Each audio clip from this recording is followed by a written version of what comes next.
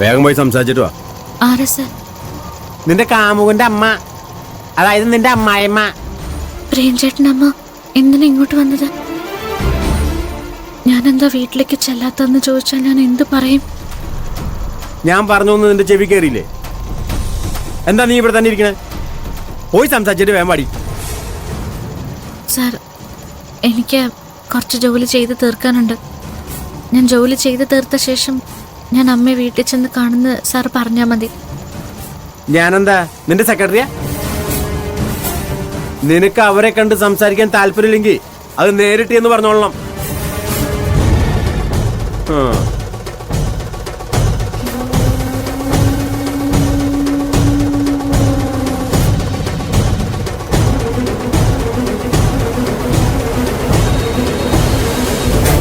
പറു, നിനക്കെന്താ സംഭവിച്ചത്?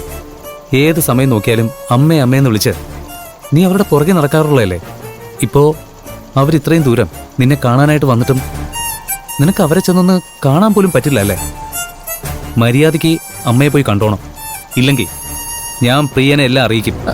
അയ്യോ വേണ്ട, ചെല്ല്.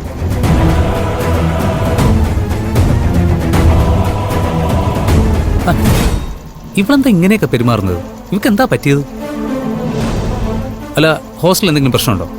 എനിക്കൊന്നും അറിയില്ല ചേട്ടാ. പിന്നെ നിന്നെ എന്ത് കാര്യത്തിനാ പ്രിയൻ ആ ഹോസ്റ്റലിൽ താമസിപ്പിക്കുന്നത്? ഇങ്ങനെയുള്ള കാര്യങ്ങളെല്ലാം അന്വേഷിച്ച് കണ്ടുപിടിക്കാനല്ലേ? ഞാൻ കണ്ടുപിടിക്കുന്നുണ്ടല്ല ചേട്ടാ.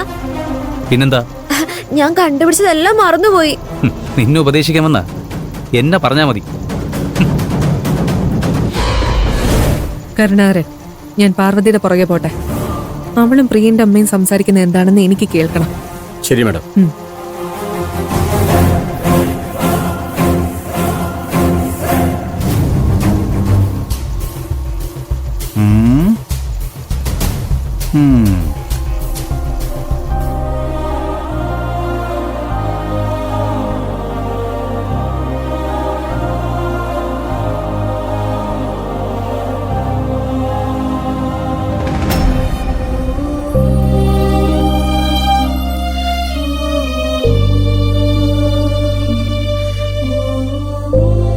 ദേ പാറു വന്നല്ലോ.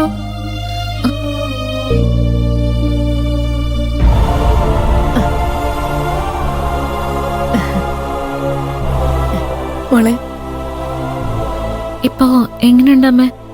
അസുഖം കുറവുണ്ടോ? നീ ഇങ്ങനെ ഒന്ന് ചോദിക്കാൻ വേണ്ടി മാത്രമാണ് ഇന്നലെ മുഴുവൻ ഞാൻ കാത്തിരുന്നത്.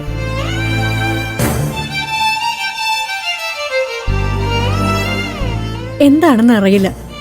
നീ കൂടെയുള്ളപ്പോ മനസ്സിനൊരു ധൈര്യം കിട്ടും. അതിനാ നിന്നോട് വരാൻ പറഞ്ഞത്. ഞാൻ ആദ്യം ഹോസ്റ്റലിലേക്ക് വരാന്നാ കരുതിയത്. പക്ഷേ അവിടെ ആരൊക്കെയോ നിന്നെയും പ്രിയനെയും കുറിച്ച് മോശമായി സംസാരിക്കുന്നുണ്ടെന്ന് എനിക്ക് തോന്നി. ഞാൻ വരുന്നതുകൊണ്ട് ആ വക സംസാരങ്ങൾ കൂടുതലേ ഉള്ളൂ. നിന്നെ വീട്ടിലേക്ക് വിളിക്കാന്ന് വെച്ചാ നീ കമ്പനി, ഹോസ്റ്റല്, ഹോസ്പിറ്റൽ എന്ന് പറഞ്ഞ ഓട്ടത്തിലല്ലേ. വെറുതെ വയ്യാത്ത നിന്നെ ബുദ്ധിമുട്ടിക്കണ്ടെന്ന് കരുതിയാണ് ഞാൻ ഇങ്ങോട്ട് വന്നത്. ഇപ്പോ നിന്റെ അസുഖം മാറിയോ മോളെ? കുറവുണ്ടമ്മേ. ഹോ, സമാധാനായി. ഞാനെന്ന് വീട്ടിലേക്ക് വരണമെന്ന് കരുതിയതാ. കമ്പനിയിൽ നിന്ന് ഇറങ്ങുകയും ചെയ്തു. പക്ഷെ അവിടെ എത്തുന്നതിന് മുൻപ്. മോളെ, നീ എനിക്ക് ഒരു വിശദീകരണവും തരേണ്ട ആവശ്യമില്ല. നീ എന്ത് ചെയ്താലും അത് നമ്മുടെ കുടുംബത്തിന്റെ നല്ലതിനു വേണ്ടിയായിരിക്കുമെന്ന് എനിക്കറിയാം. നീ വരാത്തതിന് പിന്നിലും അങ്ങനെ എന്തെങ്കിലും കാരണം ഉണ്ടാവും. അതുകൊണ്ട് നിന്റെ ഭാഗത്ത് എന്തെങ്കിലും തെറ്റുണ്ടെന്ന് ഞാൻ ഒരു നിമിഷത്തിൽ പോലും ചിന്തിച്ചിട്ടില്ല.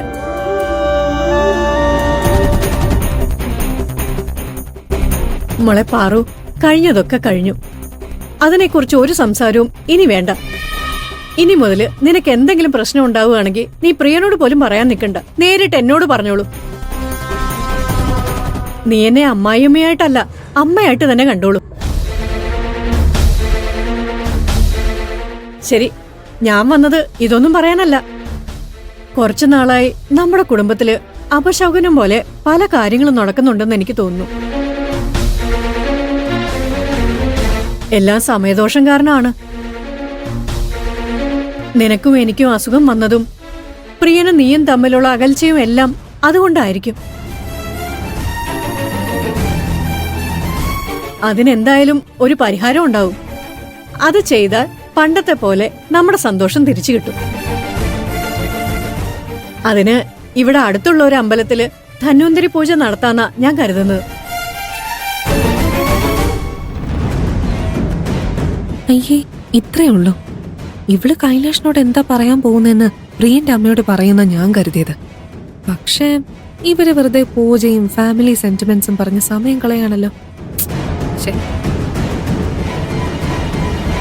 നമുക്കെല്ലാവർക്കും കുടുംബത്തോടെ അമ്പലത്തിൽ പോയി പൂജ നടത്താം.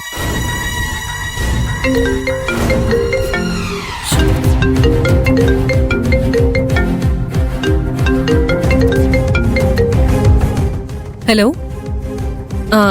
ഞാൻ സ്റ്റിച്ചിങ് യൂണിറ്റിലായിരുന്നു. മെഷീൻസിന്റെ സൗണ്ട് കാരണം നിങ്ങൾ സംസാരിക്കുന്നത് കേൾക്കുന്നുണ്ടായിരുന്നില്ല. ഞാനിപ്പോ പുറത്തേക്ക് വന്നോണ്ടിരിക്കാം. പറഞ്ഞോളൂ. Yeah, I can hear you. Yeah, of course.